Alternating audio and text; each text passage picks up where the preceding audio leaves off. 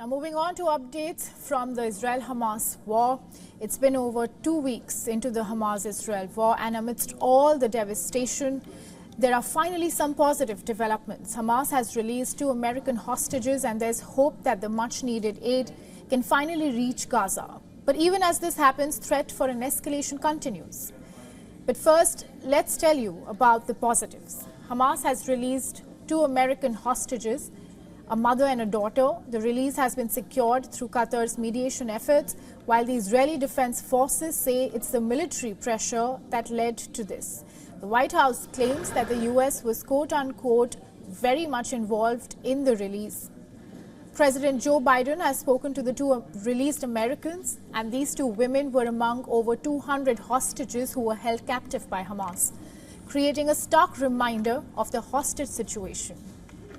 An empty Shabbat table has been installed in the plaza outside the Tel Aviv Museum of Art with a place setting for each confirmed missing person.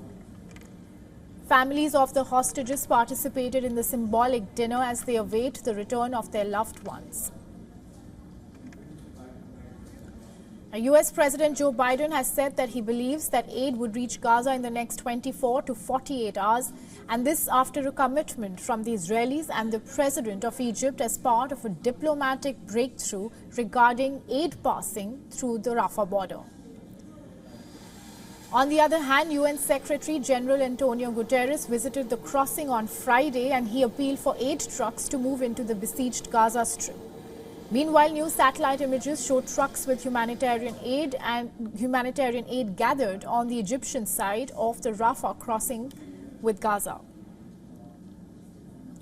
Speaking about the likely ground offensive, as per Israel's economy minister, the military has the green light to launch a ground invasion. The minister stressed the primary goal of the ground operation is to eliminate Hamas off the map. However, the U.S. and its allies have been urging Israel to be strategic and clear about its goals on the ground invasion of Gaza. They have warned against a prolonged occupation and have stressed on avoiding civilian casualties. And this was done as part of private discussions of Western defense officials with their Israeli counterparts. Meanwhile, a Gaza hospital says it faces imminent threat of airstrike from Israeli army. The administration of Al-Quds hospital in Gaza say that the Israeli army has contacted them demanding the immediate evacuation of the hospital in preparation for a nighttime airstrike. On the international front, Turkish President Tayyip Erdogan has called on Israel to stop its attacks on Gaza. Erdogan said that Israel attacks amount to a genocide. He has also urged governments worldwide to work for a humanitarian ceasefire in the region.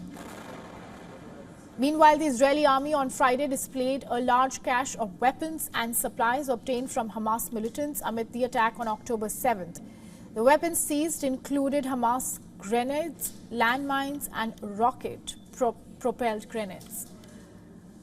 According to a major general of the Israeli army, the weapons on display only made up 10% of total seized, while he says Hamas fighters only managed to use 30% of their weapons during the attack against Israel.